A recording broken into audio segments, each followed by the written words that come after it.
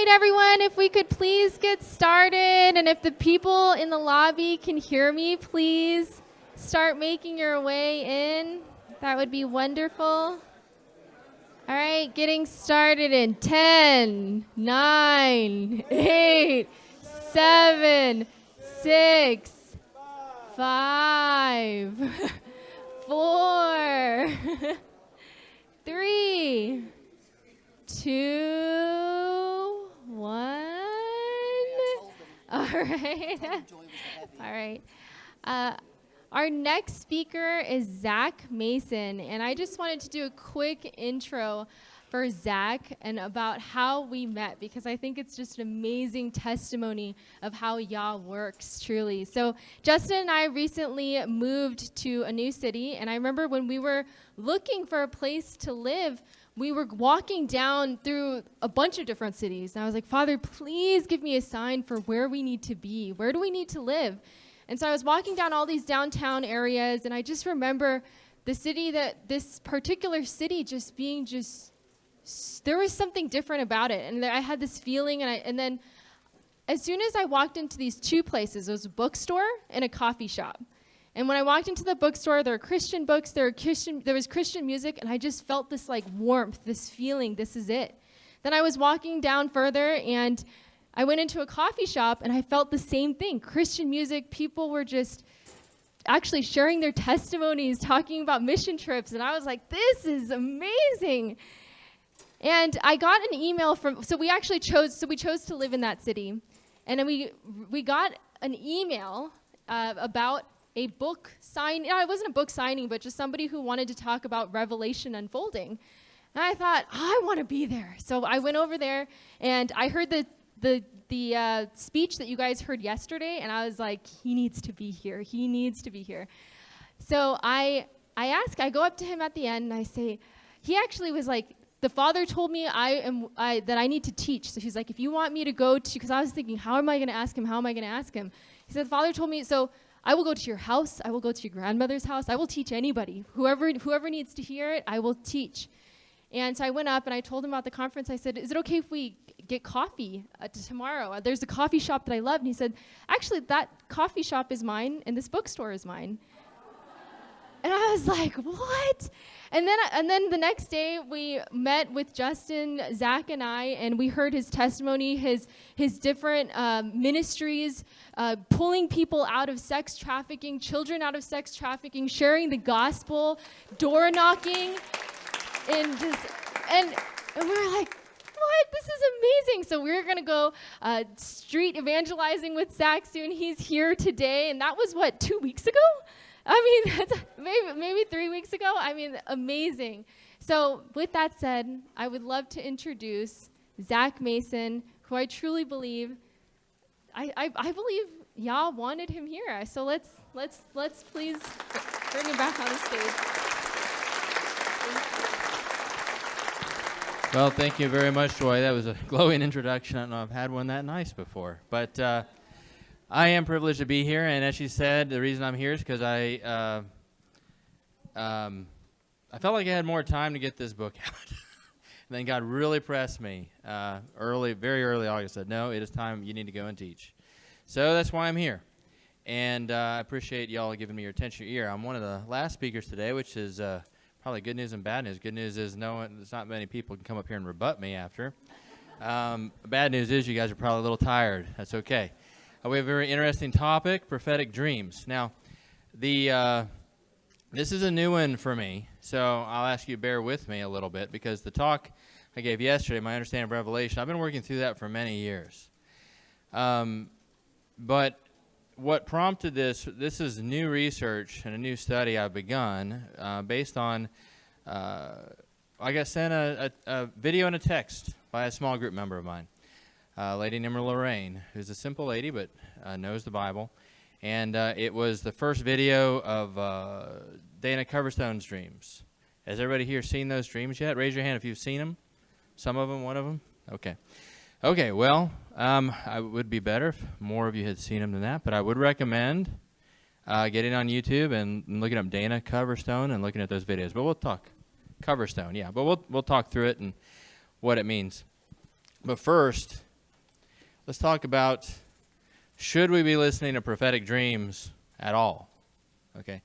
I'm not somebody that just hears something and grabs on and says, oh, yes, and I'm just running with it. I have to process it. I approach it a little cautiously, skeptically, and I try to prove things. And then once I feel like I've proven something, I'll have confidence, okay, this is something I can teach. So my first question is, should we be looking for prophetic dreams and visions? Should it be something we're paying attention to, or should we be very skeptical? But yesterday I asked a question. I said, how many people feel like we're in the last days? I don't think I really have to ask that at this conference. Everybody here is agreement. We are in the last days. Everybody understand that and agree with that? I think that's pretty clear. So if we are in the last days, then, and it shall come to pass in the last days, says God, that I will pour out my Spirit on all flesh. Your sons and your daughters shall prophesy. Your young men shall see visions, and your old men shall dream dreams. Right? It says that. That's Scripture. So if we're in the last days, we should be looking for prophetic dreams and visions. Okay? It says that God is going to pour out His Spirit, and this will happen. This is a source of information for us. So the question is, what kind of information should we be getting from dreams and visions? Why would God be doing this? I've been thinking about that and trying to come up with an answer. Scripture is obviously all of our passion here. Okay? But when it comes to some of the details, it's low on details in some areas we'd like some more details, especially if we're trying to be forewarned about things, about how things are going to look. It gives us a good framework. I think, especially if you're here yesterday for my talk, I think we can see very clearly what it's probably going to look like and what may be in store for us next.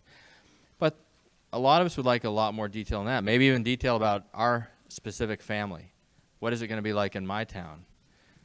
I think that is probably what the purpose of the dreams and visions are to give individual believers warning or understanding or an ability to witness to other people. I think as the days, months, and years go on, this will become more and more prevalent. There is, in fact, now I've been looking into this, there is now an increase in vivid dreams. In fact, just recently there was a report. The Lyon Neuroscience Research Center in France is reporting a sharp increase in vivid dreams since the coronavirus pandemic began. And this coincides with changes in your neighbors and friends. I don't know if you have found people to be more receptive to talking about the last days now than they were before. People are more open to it, more considering eternal things and realizing, maybe things won't go on as they always have. Suddenly we have some big changes. Lots of these dreams are being recorded on YouTube. And again, this is a new field of research for me. I've been approaching this very logically and systematically, but I've been going through YouTube and just looking and listening and searching for these dreams and seeing what's being said.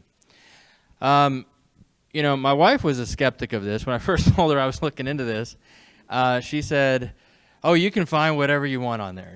There's going to be always somebody, posting something. Well, I found that's actually not true. You can't just go on YouTube and search, or Google for that matter, and search prophetic dream and then name your favorite apocalyptic scenario. You're not going to find things, okay, for just about everything.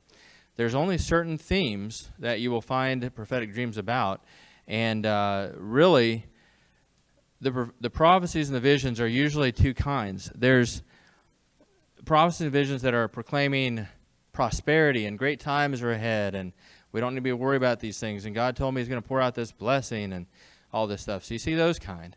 But then you see the darker dreams and the visions that seem to be more of a warning, and those have some consistent themes. So all I'm going to do this afternoon, is report those themes, what I'm seeing over and over and over again. I am not saying that these things are going to happen, okay? Because dreams are subjective, right? But I want to talk to you about my approach a little bit. Rather than just randomly, just saying, oh, I like this pastor, I like that pastor. Actually, I pretty much tried to avoid pastors, okay? I tried to avoid anybody with a following of any kind. Some had more of a following than others. There were some that had, thousands of likes. But what I was really looking for even if they had a lot of likes or followers, was that they had generated those likes or followers because they typically were talking about other kinds of things, right? Like beauty or makeup, or or business, something else. And then this was a kind of unusual video where they were saying, I don't really understand this. I had this very vivid dream last night, and I just think I need to post this video because I had this dream. Does everybody follow what I'm saying? So I was looking for just simple, everyday people that seemed to clearly have had a dream of some kind and were confused by it. They were not self-promoters. They were not looking for notoriety. They're not trying to get glamour. They're not trying to just say fantastic things to get attention. I was looking for people who seemed sincere and didn't have a motive for making it up. And here's some of the common themes that are over and over and over again. And when I say over and over and over again, I mean that you can find a lot of these dreams that talk about these things that were very similar. But then if you read down the comments, you'll see a lot of people in the comments saying, I had that exact same dream. I can't believe it. And they might add a detail or something, okay? So one of the common themes is dreams about chaos in the streets, Americans attacking one another, killing one another. You may say, well, that's what's happening now, and it is. Just today, I was just looking on Breitbart, and there was protesters ambushed a couple of police officers in Los Angeles and shot them in the head and the face while they were sitting in their car. And they took them to the hospital to operate, and the protesters blocked the ambulance from the hospital and said, let them effing die. So this stuff is starting to happen more and more. And this is what I really think, this is the kind of stuff that I think, let me back up. Let me just take a sidetrack. One question I get a lot, it's been, I think, more 3 or 4 weeks since I first did that session with Joy, but I've been teaching a lot since then. And a consistent question is about the mark of the beast and what's it going to be. And last speaker had a lot of good information about technology and chips and things it might be. And we don't really know exactly what it's going to be. And it could be a chip. It could be a tattoo. It could be a barcode. It could be an injection or a vaccine. You don't have to worry about getting tricked into taking the mark of the beast, right? You don't need to be afraid that you're going to miss it, okay, that you're not going to know what it is. God is not going to allow someone to be accidentally condemned to hell, okay, because they took a vaccine and they didn't really know what they were doing. You follow me? Don't worry about that, okay, because first of all, the mark of the beast, it says, happens in Revelation 13, right? It's after the 2 witnesses are killed, okay? So that we have a while before that happens. Okay, there's other things we have to worry about first. And when it happens, you're going to have, it's going to have some kind of allegiance to the beast. You're going to have to declare some kind of allegiance to the beast and renounce Christ to get it. It's not just going to be a simple, oh, I want a debit card. Okay, well, here's a debit card. Oh, that was the wrong debit card to take. No, you're going to have to take a vow, okay, of some kind. Otherwise, why are you being condemned to hell? Why is everybody who takes the mark condemned? You follow me? So you will know it when you see it, and it is good to study and kind of help people because there's going to be non-believers that we need to make aware. But everyone in this room, I'm pretty confident, is a believer. And so you don't have to worry about that. You're not going to make a mistake, okay? But back to this. This is the stuff that I think we need to be worried a lot more about right now in the United States is us killing one another. And as I said yesterday, I believe that what we're facing is the red horsemen in the United States. I believe the red horsemen may have already begun to ride. I attend a church outside at Atlanta in Gwinnett County named 12 Stone. Fantastic message today. My pastor, I normally, we've opened back up, so we're back in person, but today I actually watched online so I could get here on time. Fantastic message, but he was just kind of walking through how difficult it has been to lead a church during this pandemic and during the riots and everything else. And he said, you know what I'm going to do? I'm just going to start reading emails I've gotten from all of you people that I love. And he said, and I still love you. He said, the first one said, Pastor Kevin, I'm leaving the church because you opened up too slow. I hope you wake up before you lose more people. Next email. Pastor Kevin, I'm leaving the church because you opened up the church. Hope you don't want to lose more people. Wake up. Pastor Kevin, I'm leaving the church because you mandated certain people wear masks. Pastor Kevin, I'm leaving the church because you didn't have everybody wearing masks. I'm leaving the church because you didn't say Black Lives Matter enough times. I'm leaving the church because you said it at all. So, you know, he said, what he struck me is he said, this has been the most difficult time to lead a church that he can ever remember. There's so much hostility. People screaming at the staff of the church about different issues. Why is that happening? It's the red horse. Okay, the red horse is not just a symbol. It's a spirit. It's an entity. It's a being of some kind that is riding in the spirit realm, and he is igniting all of our angers. Okay, so what you need, if the red horse is for this part of the world, you need to protect yourself against that influence.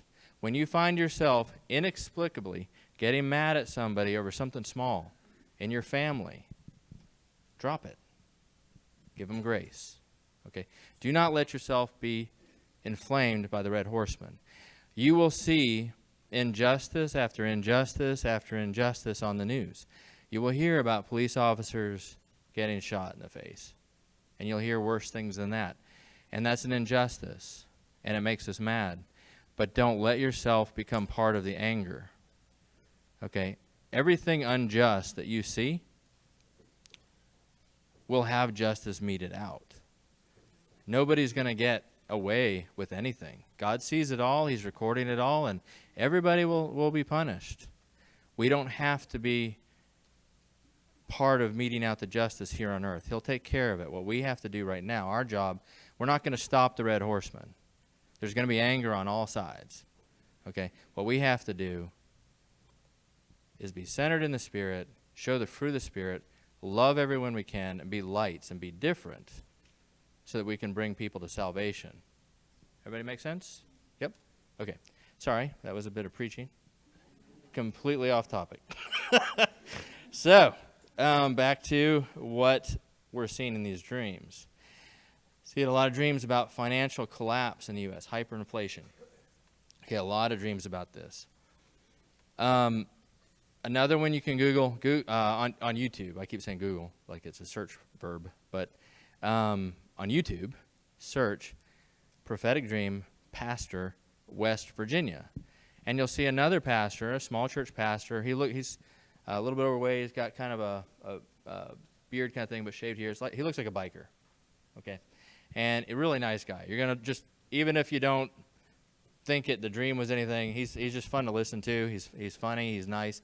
And he goes, you know, he just starts, I just, you know, I am not a fear and doom and gloom guy. I said, I don't like that. He said, I love making people, I like giving people positive things to talk about. I don't like putting fear in people. But man, I had this dream. And I have to tell you, I have to be obedient. I've been sitting on it, and I don't feel like I'm being obedient. So he starts talking about what he saw. And he was talking about economic collapse, and he was talking about food lines and things like that. That is another common theme. Severe food shortages, food lines, famine in the United States, which we don't think could happen. I mean, as I say this, how hard is it for you to believe that could happen here? Anybody? It could happen, right? Especially if we lost all of our electricity from an EMP attack, which is also consistently reported in these dreams. It's not just, in fact, Dana Coverstone's, if you go look at those videos, he doesn't say EMP attack. Like, none of his dreams have talked about this. But he does have one moment in his dream on November, and I'll talk a little more about what his dreams are like, where what he describes, I think, is possibly an EMP attack. But does everyone know what an EMP is? No? So, an EMP, just for those who don't know, it's an electromagnetic pulse. It's basically a weapon where you use a nuclear weapon, but you, instead of landing it directly on a city, you explode it high up in the atmosphere, Okay, so the blast doesn't actually kill anybody. The radiation doesn't kill anybody, but it sends out this the strong electromagnetic pulse that destroys electronic circuitry everywhere down below on land. Okay, so as far as the military assessments have determined, just 2 EMP bombs in the right places of the United States would kill almost every vehicle in the United States, along with everything electronic in your houses, your cell phones, cell phone towers, water pumps, to get water to your house. Semi-trucks don't run. I mean, it's pretty bad. A lot of the assessments say that there would be, over 100 million dead, just from an EMP attack. And there was a news article, which I think I showed it yesterday in my last presentation, but it was leaked this summer that China's plan for us is an EMP attack. That's part of their plan. They have a 100-year plan. I think it ends in 2049. Have you guys not heard of China's 100-year plan? No? So China has a 100-year plan. And they've been working it for a while. I believe the last year of it is 2049. And the plan says that by 2049, they have to dominate the world. They have to rule the whole thing. They not only feel like it's their right to rule the whole world, they feel like it's their moral obligation to do so. So they're working it, and they have timed steps. Like they have it's laid out. They've got step by step what they're going to do. And so far, they haven't missed a single step. They're right on schedule. This is why Trump says that they're our major threat right now, and they're probably a bigger enemy than Russia. Though until I started looking at these dreams, I'm not so sure about that. Anyways, but looking at the news, just aside from this, China, on that plan, they have to conquer Taiwan by next year, and they don't tolerate missing steps. So their plan calls for them to reconquer Taiwan by next year, and there's no way they can do that as long as the United States is opposing them. So that situation may propel them to declare a war with us sooner than we would have thought. Other common themes, Russian invasion. This one surprised me. I was really reluctant to believe it because I'm kind of gotten in the mode where I don't think Russia's a threat anymore. But I'm telling you, there is more dreams about a Russian invasion than anything else.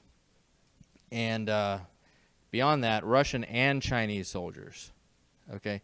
So what the dreams, if you put all of these dreams together, like we said we're going to believe these dreams, just let's go to Fantasyland for a second. Let's say they're true. Okay? What the picture that's being painted is that we are invaded on the East Coast by Russians and on the West Coast by the Chinese, that they work together and they attack at the same time. Okay. So there are lots of dreams of missiles specifically striking New York City and other cities, complete destruction of New York City. So the dreams are describing New York City completely gone, wiped out by a nuclear weapon, many nuclear bombs in different American cities. These could just be people having horrific dreams after bad pizza. But it's a common theme. That's what I'm telling you. It's a common theme. That, I can tell you, is fact. Okay? And I can tell you that you can search nuclear bomb, New York City, and you're going to get a lot of dreams. And hundreds of people in the comments saying, I had the same dream, I had the same dream. I can also share with you that I have a volunteer at Path to Hope that came to a teaching, and I did not talk about prophetic dreams at all. I just did the first talk.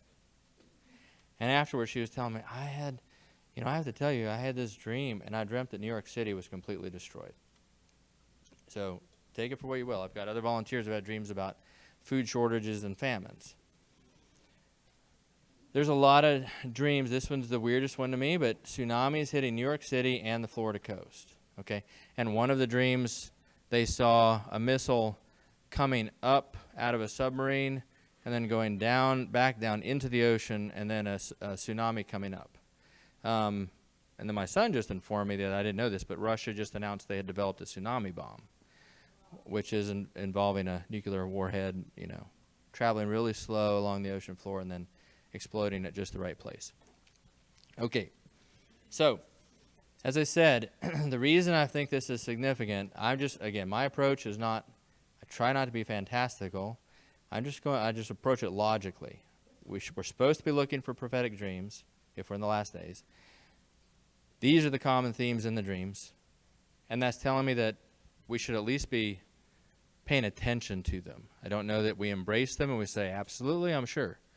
But it's something to be thinking about, I think. And especially when I can report that when you search on YouTube and you search nuclear bomb New York City, you'll find lots. But then you try nuclear bomb Atlanta, nothing. You don't find it.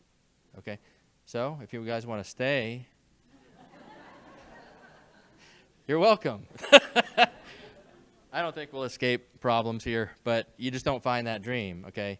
And you really don't find, I did find, I think, 1 or 2 for Los Angeles and maybe Chicago, but didn't really see it. But New York City is like the big one that you see it over and over again.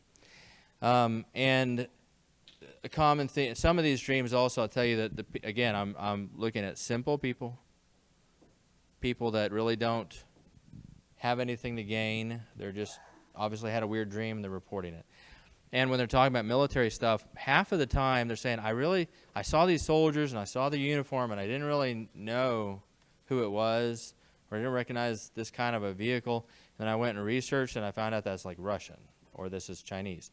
Like one guy is a military guy out in California, but I think he's been out of the military for like 20 years or so, it looked like.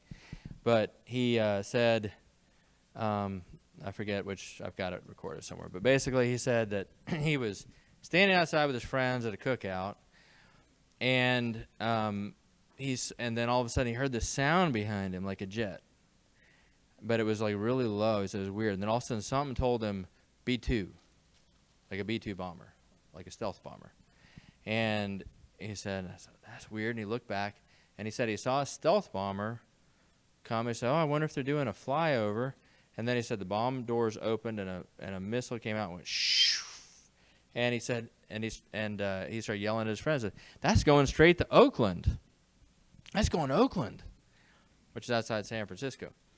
And he said, but the thing was weird was, he said, I was looking at it and I thought, but it didn't really look like a B-2. Like I heard B-2, like stealth bomber, but it didn't look like it. The tail was different. It didn't have the same little triangle things. And he said, then I started looking at planes on the internet from different militaries, and then I found a picture, and what I had seen was a Chinese stealth bomber. So it was identical. So this is what I'm telling you is, at least as far as these people are reporting, they're saying when they had the dream, they didn't really recognize what country necessarily, and they looked it up. Even to the point where, if I saw the Russian flag, I'd know it was the Russian flag. But, some people, that don't know as much about global things, are saying, I didn't know what that flag was. I just saw these stripes, and I went and looked it up, and I found it's a Russian flag. And so that's kind of the stuff that makes you think, well, they may have had this dream, right? Everybody follow me? Okay. So, but dreams are subjective. Could be just a lot of bad Pete's out there that somehow creates the same themes. That's what's got me a little concerned. Now, Dana Coverstone, let me tell you a little bit about him and what I saw. So immediately when I watched the first video, and I do urge you to go watch them, because here's what I'll add. Dana Coverstone, if his dreams are real, we don't have time. We don't have a lot of time. You don't have a lot of time. Now, we'll find out in the next few months if he's right or not, okay? I'm not telling you he is. Did anybody hear me say he is absolutely right? No. But it's worth watching because he could be, and I'll tell you why I think he could be. The first thing I noticed is that he seems sincere. He's just a small pastor from Kentucky, and you can tell he's a man who walks with God. And in the first video, this is what he describes. He says basically, I had a dream back in December of 2019, and I didn't make a video about it. But in the dream, but I did tell some men in my church about it, and you can ask them. He said, you can ask my elders, you can ask the guys I talked to. I told him about it when I had it. I reminded him in February. He said, basically, this is what happened. He saw a calendar. And his are the only dreams I know of that have given a time frame, any kind of schedule. And he said the calendar said January 2020. Then there was this white hand, and the white hand flipped January, flipped February, flipped to March, and the white hand underlined March, tapped 3 times. He said, I took that to mean emphasis, like something was going to happen in March. Then it flipped April, flipped May, flipped to June, underlined June, tapped 3 times. And he said, then I just started seeing all these images. So I saw people wearing masks. I saw people angry in the street, people surrounding courthouses, people just mad at the world. I saw people, doctors with hypodermic needles. I saw people on ventilators. So basically everything that I've seen in the news over the past, he posted this video in June 22nd. So 3 months ago. He said, everything I've seen in the news these past 6 months, I saw in that dream before I had it. And he said, but I didn't make a video about it. I'm just telling you that you can ask the elders of my church whether I told them about that ahead of time or not. He said, the reason I'm making a video now is because, excuse me, Joy, can I get some water, like a bottle of water? So the reason I'm telling you, making a video now is because I just had another dream. And I need to record it and let everybody know because I don't think I'm obedient if I don't. So he said, I was looking at a calendar. It had June. Thank you, Joy. Sorry. I'm a thirsty guy. All right. So said I was looking at this calendar again, and they said there was this white figure there. He said, I didn't feel like the white figure was a bad presence. It seemed like a good presence. But it's held up 2 fingers and said, part 2. Part 2. And then the hand flipped June, flipped July, flipped August, flipped to September. Then the hand underlined September, tapped 3 times. He said, yeah, we're in September now. I don't know that anything has happened of the significance that coronavirus was happening in March or the riots that were hitting about June, right? So far, we don't have anything other than we're seeing a little escalation. Then he said, then it flipped October, and then it flipped to November. And he said when it got to November, the hand underlined November 3 times, and then, boom, punched the calendar with a fist and shattered the calendar, and the dates went everywhere. And then when he said the images I saw after that, he said I saw armed protesters now that were in the streets with rifles. I saw Americans killing one another in the streets, pummeling each other, knifing each other. He said, I saw, I can't remember all the things he said he saw, but he said he saw, trying to remember that first dream, because he's had other dreams since then. I'm mixing up in my head. But he said he saw all of those things, and then he's got a dream about October as well, where he's seeing protesters starting to beat up other protesters who aren't getting violent enough. And he saw protesters breaking into nursing homes to kill elderly people. And he said, and then he saw Russian and Chinese soldiers in our country in blue helmets, and the Russian soldiers were telling the Chinese soldiers who to round up and where to take them, and things like that. So that was kind of the first dream. And the reason I say he's sincere is because since then he had the next dream after that he had was one about spiritual warfare. He saw these enemy spirits, demons, in a large warehouse, and they were gearing up for war against us. Like they were going to tempt pastors and Christian leaders with sexual temptation and everything else and try to create a huge wave of suicides among Christian leaders and destruction of marriages in order to cause a lot of people to fall away from the faith. And then another dream he had was about September, which is this month here. That one was pretty simple. It was just about, he saw the page of September being pulled off, and he was told to stand on the first day of September. And then the hand wrote a solemn September assembly. Solemn September assembly. And basically what he sees in the dream was more and more Christians joining him on this calendar to be praying for our country.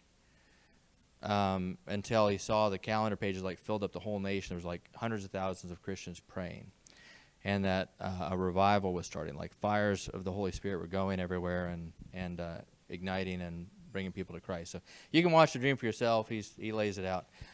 But then he had a dream about October, and this one was more detailed according to what and what might come to pass, as he said, that he saw. Well, first he said, this is why I bring it up now with sincerity, is he starts it, and you see he's in a black T-shirt in this one, and he is now thin, and he's tired, and he's stressed. And he says, and the way he starts, says, listen, I know everybody wants me to keep posting dreams, but it doesn't work that way. He said, I'm not just posting dreams to get famous. He said, frankly, when I posted that first dream, it ruined my life. He said, I've had my family mad at me. I've had friends, say they're never talking to me again. People left my church. I got self-declared prophet showing up on my doorstep 7 a.m. on Saturday and then getting violent in my community and getting arrested. He said, I don't want to be posting anything. I regret having posted the first one. He said, but I had a dream, and I feel like I had to be obedient. And now I've had another dream. So I got to post it. So what I would say is my takeaway is that he had the dreams. Whether or not they're from God or just it was a random dreams, that's up to you to decide. You go look at them. Okay, you decide. That's what he tells us to do. He said, I'm just telling you I had these dreams. If nothing happens by December, you can call me up and tell me I'm an idiot. That's what he said. But I think it's just clear from his demeanor that he really had them. Okay, at least that much seems clear to me. So the reason the first one had weight with me when I saw it, because when he starts talking about the war and the chaos and the Russian and Chinese soldiers, it matched what I had already written down in my book 4 years ago and been predicting for 4 years. I said this is what I thought was going to be happening and for the United States, and now he's saying he had a dream about this. What he saw matches what we see coming from the news. So his dreams have gotten a lot of traction. They've had millions and millions of views. And some of the things he predicted in June have already come true. So remember, he posted this first dream on June 22nd. In these first dreams that he posted long before the things happened, he talked about armed protesters. Back in June, they weren't armed. Okay? They didn't have rifles. They didn't have militias opposing each other on bridges, with weapons. They had, rocks and things like that, but it wasn't that sophisticated yet.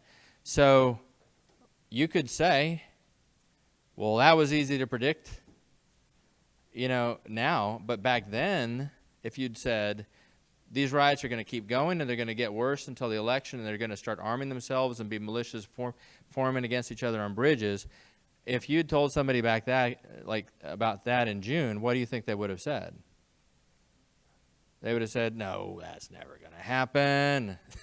This is going to calm down. It's going to burn out just like it did before, right?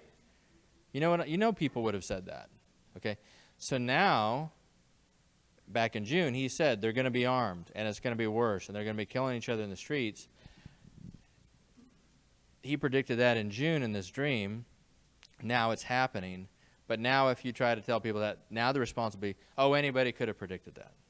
But back then they would have never believed it. Okay. He also saw in one of the early dreams postal vehicles sitting empty, motionless in fields, which this was before the postal crisis or the protests about the post office had ever hit the news. He foresaw coin shortages in June 22nd. That was before we started seeing it. Okay. So, and we're starting to see protesters go into restaurants and force people to raise the fist for Black Lives Matter, or they're going to get hurt.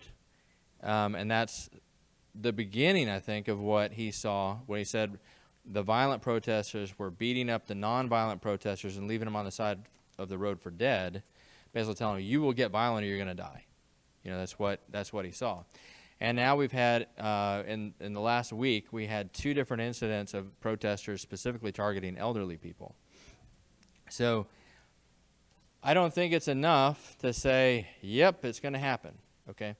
I just don't think it's quite there, but I do think that, I think, so far, it's on track, okay? And what he said in October, to give you a little more detail, was he saw the hand went to October. And October was, I can't remember how he described it, but the month was, it looked like it wasn't going to be happy. And the hand, this time underlined slowly the second and third weeks of October. And then it hovered over October 31st. Okay, so here's what I would pause and ask you. If he's making this up to get notoriety, why would he be so specific with dates? I mean, that's a pretty dumb move if you're trying to get long-term notoriety, okay? Because the only way out of that, if it doesn't happen, is to say, oh, well, the Spirit moved and people repented. You've heard people do that little trick. Now, if it doesn't happen, he's going to be ridiculed and mocked. And it's a pretty stupid tactic if you're just trying to get famous. If you're trying to get famous, you keep it vague so it can't be disproven. Okay? So that's one thing I noticed. I noticed the sincerity in his voice and face. And I also say about looking at the random nature of this. So are these random dreams that he's having? He's just having he studies the news so much and he's freaked out and so he's having these dreams. Except they're in order. Okay, he's having the monthly calendars in order. And some of the things are starting to come true. Okay, so anyways, the hand drug across the second and third weeks of October, and then it hovered on October 31st. And he says he saw the like federally elected officials. He saw governors of states. He saw rioters and protesters. He said all of them had fuses coming out of their head. Fuses, like a firecracker. And the federally elected officials, he said, had heads that were shaped like the old M80 fireworks, like they were big. And then the governors were like the size of Black Cat fireworks. Then the protesters, he said, were the size of ladyfinger firecrackers. He said when the hand hit the second week of October, all of the fuses were lit at the same time. And they were all just talking at each other, and they were getting madder and madder and madder. He said they were getting purple in the face until they were just screaming at each other in this irate rage, primal screams, he said. And then everybody's head blew up at the same time. They just exploded. So they were still alive, but their heads had exploded. And they were sending, and the explosions lit fires everywhere across the country. And, that's just part of that dream, what he saw. He had other details about name it and claim it, pastors, pastors who preach prosperity, about that being exposed, corruption in the church being exposed. He saw a weird part of that dream was like clowns in suits outside of election venues, pouring grease and oil in front of the election venues, and people were like slipping by, like they couldn't get into them because they were making it difficult. And these clowns were like professionally juggling and doing these very sinister skits to distract people so they wouldn't go in to vote. And whoever did get in to vote, they were like looking at them with a lot of sinister gazes, like suspicious. Then he had later, since then he had a November dream. And the November dream, actually I should be moving on here. I have these here. So, yeah, October's armed protesters, violence among peaceful, attacks on the elderly, very angry politicians, massive devaluation of the dollar in the October dream. He saw Americans raising up a $100 bill on a flagpole and saluting it, loving it, and then it was set on fire and 2/3 of it burned away. And some people were just weeping over their god of money that had been destroyed, and then other people were celebrating the dollar was dead. The clowns, I talked about that. November, he said the white hand came back. This was a separate dream. The white hand circled November 3rd, which is Election Day. a bunch of times clockwise. And then it stopped and went back counterclockwise. And he said he saw headlines that said Trump victory challenged everywhere. So again, this is very, very specific. Okay, why say this when no one knows the future? Why say something so specific? You know, unless, I mean, even if Trump were to win, I mean, we're talking about election. Does anybody want to bet their life on knowing what way it's going to go? I mean, I think I know, but I wouldn't bet my life on it. But even if it said, what if the headlines the next day said, in reality, we get to November and it says, Trump landslide victory. Okay? He'd be wrong still. Right? He'd still be wrong if he was just creating a dream out of nothing. So to give that kind of a headline, Trump victory challenged everywhere, that's very, very specific. Okay? And this does match what I see lining up in the news. I mean, Hillary Clinton has told Joe Biden, you do not concede under any circumstances, right? They were already mounting a law, basically a massive army of lawyers to file challenges in courts in every state the day after the election. So this has already been said. The Democrat leadership held, I'm trying not to get political here. I'm sorry if you're down. I'm not trying to be political. I'm just telling you what is in the news. You know, it was a major news article on all sites. Conservative and liberal newspapers reported this, that the Democrat leadership, John Podesta, who was Hillary Clinton's campaign manager, had a meeting with all the Democrats leaders, and they war-gamed the election a couple months ago. They war-gamed it. And when I heard that, I said, why are you war-gaming an election? Why isn't it just an election? People vote, now you know who wins. That's the way it should be, right? But no, they basically war-gamed it, and they tried to find a way to basically what they did in this war game is John Podesta pretended to be Joe Biden, and they had people who were on part of the Trump campaign in this mock game. And then they had Trump winning, but then they muddied the waters intentionally in Pennsylvania in this game, where the mail-in votes were still coming in. And they said, hey, and then the Trump campaign said, look, you guys are doing voter fraud over there. And they said, no, you're trying to stop us from counting the votes. You're doing voter suppression. And so then Joe Biden went to the governors of Wisconsin and Michigan and convinced them to flip their electors, to basically send their electors to the Electoral College to vote opposite of what their people had voted. And then, which then would have thrown it to Biden, which of course is going to be challenged by the Trump campaign. So then they had the states of California, Oregon, and Washington State secede from the United States and declare a civil war. This was the end of the war game. Now, in a war game, you're trying to get a desired outcome, right? So everything you're seeing, just pay attention. There's at least one side that seems to want a civil war. And that's why they're allowing these protests. So what he saw in this November dream was these headlines, and then he saw all of these protesters, like people in the streets, and he said they were just like this. They were just like tired and exhausted, and like they hadn't had sleep for weeks. And then he said this bell rang, and they just all went crazy at the same time and just started destroying everything, shooting guns in the air, and saliva coming out of their mouths like wild animals. Said he saw the beginnings of civil war, cities on fire. The first dream that I talked about, he saw Washington, D.C. completely on fire, like the whole city. He also describes a very strange drama between Trump, Hillary Clinton, Biden, and Kamala Harris in that dream. Looks like there may be 3 assassination attempts on Trump, but he's protected by Secret Service in each one. Could be all one, and it's like 3 shots, but there's 3 shots in the dream. And then in the dream there's this huge explosion, and it's all very symbolic in this dream. So interpreting it, there's different. I don't know if we can say we can until we see it. We know exactly what it's saying, but it seems to imply that the complete destruction of the Democrat Party or Democrats. I don't know. It's hard to know exactly, but he has.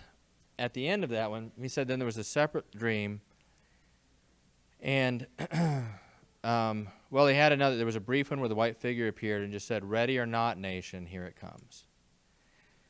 And and at the end of the October, I think it was at the end of October dream. I don't know. There's so many. I've been looking through all of them, but I'd watch them. Anyways, there was one where at the end it said, "Big things coming, Passover 2021." And there's a voice at the end of every dream, like the very first dreams, the voice just said, "Brace yourself." And he said he kept hearing that in his spirit through prayer over all the months of COVID and the first protests. Then the next dream he had in June was, "Brace yourself." Then the next dream was, "Brace yourself, brace yourself, brace yourself." And then the recent ones, it's been a little longer, but he's basically saying, "Brace yourself, for the storm will not stop coming until I make it stop coming. And the nation will have a hard time finding recovery." So this second dream, there was another one he had that he reported along with his November dream. And all he says in this dream, he does not say EMP attack. All he says is he saw this bright light in the sky, and then it was darkness. And then he said he saw, that was like at night. And then he said the next morning he just saw Americans everywhere just kind of coming out of their houses and just looking around. And he said it was just very, very quiet. Like they didn't understand what was happening or what had happened. And that was pretty much it for November. And then just recently he released another one that he had a dream about December and January. And those months were both very similar. He said the white hand was back. And he said he saw December and January. And the white hand just drug itself very slowly and painfully across both months. And what he saw in visions were food shortages, people in shelters. He saw all the malls, like Mall of Georgia here in Atlanta. All kinds. Well, he didn't see that mall. That's my mall. But he saw malls that had been converted into shelters where people were all put in one place so they could get easy access to food distribution and water distribution. No electricity. He saw the whole country just flickering, like the lights were going out, like America was about to go out. And he said he saw a total financial collapse, like he hasn't had a February March dream. This is my question mark. But he said financial collapse. He saw specifically a headline that said the Baltic Dry Index is dead. And then the Baltic Dry Index I researched is basically an index that measures trade, like global movement of goods between countries. And this is what he saw was just freighters from all the countries just sitting in their ports, like nobody's transporting goods. So December, January is the last dream. Well, then he recently had a reference here. You see Statue of Liberty dream. So his latest dream was a Statue of Liberty dream. And if you watch that, you'll see it's just basically the Statue of Liberty is like there and in this dream. And then there's all these enemies, soldiers coming in from the bay, and they're attacking her and trying to tie her up. And she is defiantly resisting until she's pulled off her pedestal and dragged to the ocean and killed. So that one is very symbolic. Like there's not a lot of details that you could identify, but it's just it seems like a general picture. So anyway, as I said, don't know. Those are just their dreams, okay? But as I started talking, I said, we're in the last days. The Bible tells us we should be looking for dreams. Well, if we're in the last days and we're supposed to be looking for dreams, these are the dreams that are out there, okay? And you can go look for yourself, okay? But if you do start looking for and studying prophetic dreams, I think it is wise to pay attention to Christians who've had vivid dreams or visions. I do think it's wise to do that. I think we should give more weight to dreams from everyday believers who are sincere, have nothing to gain, and show the fruit of the Spirit. So if you know a believer or you see a believer and you see the fruit of the Spirit in them, then that's a pretty good indication that they're sincere and that they're not doing this for self-glorification, That if they've got the Holy Spirit in them, then much less likely they're lying, right? And they're just making something up to get attention. Don't take dreams as absolute truth until they're proven, okay? So in Dana Coverstone's dreams, I mean, as the days and weeks go on, I'm giving them more and more weight because I'm seeing more and more things match what he said, and I've been watching these for about a month and a half now. Okay, maybe 5 weeks. But I don't feel like it's quite enough that I'm saying yes, for sure. I think, if we get to October and we see politicians starting to get really mad at each other, I mean, like really mad, like beyond what would seem normal, then I think maybe you should freak out a little bit. But then stop and remember that Jesus is in control, okay? Because in all these dreams that Dana Coverstone had, he also saw Christians. And the Christians were, in every dream, they were like lights for everybody else. And while everybody else was in a shelter, fearing and fear and depressed and discouraged and wanting to kill themselves, the Christians were like lights giving hope and encouragement and love. Okay? And churches were like like when he saw the electricity flickering out, he saw churches glowing like warm fires that were still giving light to the communities around them. So that will be our role. Regardless of whether these specific dreams are true or not, if you agree, if you think we're in the last days, then really what you should be doing is preparing yourself spiritually for persecution. That's very clear in Scripture. It's very clear we're going to be persecuted for our faith and in more serious ways, like believers in other countries have faced. We haven't really faced it here. So I remember I'm going to tell you two things real quick. I know I'm running out of time. Am I out of time? Okay. Thought you were coming to give me the... No. Here's what let me tell you a couple things. One, first mission trip I ever took to Bangladesh was in 2004. This was the first time I participated in a mission trip in a Muslim country. Before I went with a friend named Daniel, and we had a team. We had a team leader's name was George, but Daniel and I were in the same church. Everybody else was from different churches. We were going to distribute Bibles and things like this. And the weird thing is kind of building up to our departure date, I started to feel this heavy weight on me, like a press, like something might happen on the show. I don't know. I'm getting weird feeling. And Daniel said, yeah, me too. Like when I met with him, he said, yeah, I've got a very strange heaviness about this trip. I said, okay. So we were at church that night, and we had, I had 5 different groups of people pray over us to bless us as we went out. None of them heard each other pray. And each group would start, and they were praying, and they would say, Father, we pray that you would keep Brian and Daniel safe. Father, if you see fit to take Brian and Daniel's lives while they're on this trip, we understand. I mean, it's your will be done, basically. So 5 different groups, including my own father, stopped in mid-prayer praying for our safety and said, hey, if you want to take their lives, God. So, have you ever heard of anybody praying like that? Okay, for someone going on a mission trip? I haven't. I know I've never done that to anybody. So, we basically looked at each other after that and we said, I guess we're going to die. And so, I had a decision to make. So, I have a decision to make. And I have to, if I'm going to die, do I still go? And I said, well, I'm going. It doesn't matter. If that's what God wants, I'm going to do it. And I made the decision. I wrote up my will. I didn't tell my wife. I just went.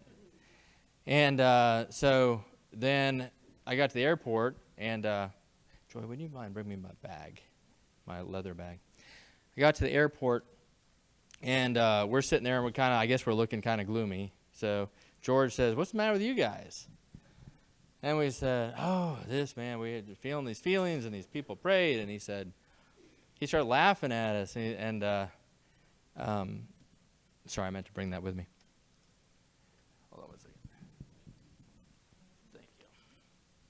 have a prop. So he started laughing at me, and I was like, "Is that funny?" And he said, "Yeah, no, that's all right. I don't mean to laugh, but look, it's just that every time Christians go to the front lines for the first time, God takes them through this process because He wants them to decide what they're going to say or decide before they're challenged. Okay, He doesn't want anybody embarrassing Him at the end. So that's my first recommendation. Is I would recommend that you think about that. Okay? Think about that. Because if you look at Revelation, you study it, if we're going into that period, there's some promises. You know, if you make it to Revelation 14, you're going to be raptured. Okay? What I prefer, though, if I'm not going to be raptured, if I'm not going to make it that far, you know, there's a promise. It says that everyone who's beheaded by the beast comes back and rules in the millennial kingdom with Jesus. So it may sound crazy, but I think I want to get beheaded. I mean, because I want to be there in that. Everybody else doesn't come back till the new heaven and new earth after 1,000 years, and I want to get to go see it all. So I don't know. It may sound crazy to you, but I'm a little weird. But that said, let me tell you a personal story. I didn't share this yesterday. So I've been studying these dreams, and naturally along that I'm like, you know, God, I want to have a dream. Why don't you give me a dream? You know, I'm just talking about dreams, but I don't have one. And I thought, don't you love me? You know, why don't I get a dream? And so then right before I did the talk where Joy came, which was the first session I did of this, the day before was a Sunday, and I have this old Camaro, this 87 Camaro that was my first car in high school that I have kept all these years.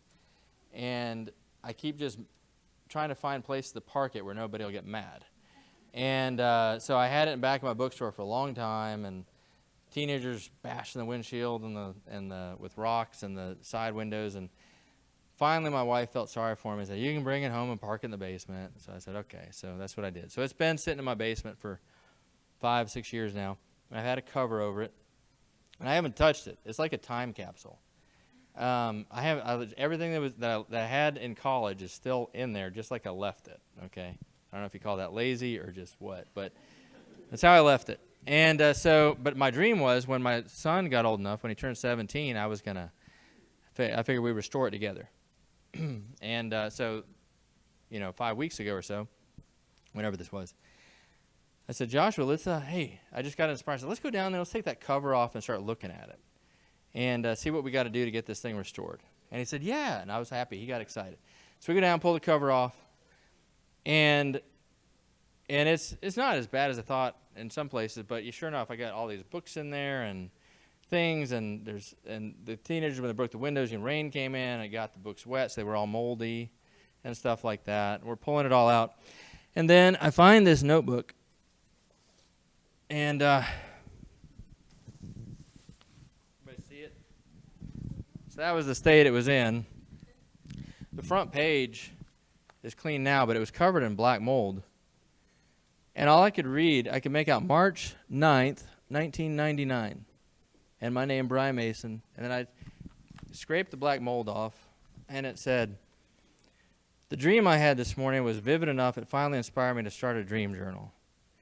And I just started describing what I dreamed, and I did not remember this. And I started reading, and I remembered it. I was like, oh, yeah, I did have a dream. And I won't read the whole thing, but in the dream, I was riding in a car through the woods on a road, and there was like slopes down either side. It was like I was right on top of a mountain ridge or something. And there was a mountain over here on my left that just erupted into a volcano, and lava started coming out. And so I steered away. I was like, oh. I went down into this little valley, and there was a little town down there. It's like almost like a little Hispanic town, but surrounded by mountains on all sides. And I get down there, and there's all these people, and everybody's running because now that mountain's erupted, and it's a volcano, and this mountain erupted, and it's a volcano. And they're like volcanoes erupting all sides, and the lava is all coming down towards the town. And we're running back and forth trying to find the way out, and every time we try to find a way out, that one erupts. So we were getting quite distressed, and then I turn around and look behind me, and there's a mountain that's a little bit lower than the others, and it's got this cool blue water coming down it. And I said, oh, that's the way out. So we all ran towards it. We all ran towards that mountain. And I remember the tension. I felt like, oh, we're going to make it. We're going to make it. We're going to make it. And I get right up to the water, and I realize that the water is boiling. And I stopped. And the way I ended it, because I didn't understand it then, is I said, and I just felt betrayed. I felt like, why wasn't there a way out? You know, why did I think that was the way out, and then there wasn't? And if I didn't get in the boiling water, I was going to get burned up by the lava. So I just found this, and I was like, this is crazy. And I'm reading it, and I still didn't understand it. And then all of a sudden the next day, I understood it. And because I've also written a book, before this one, my last book was called The Gospel According to Nature, where I try to examine creation and understand the message that God has encoded into nature and creation symbolically for us to understand spiritual teachings. And the message I found really meshes with Scripture like this. So it's not blasphemy, trust me. But anyways, but in there I interpret lava and volcanic eruptions as being a symbol of spiritual warfare, of hell attacking the kingdom, which is the earth, hell attacking the church. So, and water is a symbol for God's power. Okay, so when water is applied to things gently, it produces life, and when water comes in force, it destroys. So water is a symbol for God's power. So like a lot of neat characteristics. But regardless, in this dream, what that meant was I was basically in an environment where I was surrounded by attacks from hell. Like the lava was coming from every which way. And I thought the way out was the water, but when I get to the water, it's boiling. And it's boiling because of the attacks on hell. And so I realized that boiling water represented persecution. So I could either choose to go into persecution, or I can hesitate because I don't want to die in the boiling water, but I'm going to die anyways by the fire and the lava, right? So, you know, as we're getting to this time, you know, as believers, if we're in these last days, you know, those who get to the rapture part, that's fantastic, and that's going to be an amazing thing. But many of us are not going to get that far, okay? And we need to be prepared. You need to be prepared to go into the boiling water, okay? You follow me? I know that's a very strong teaching. You've probably never heard a teacher say something like that.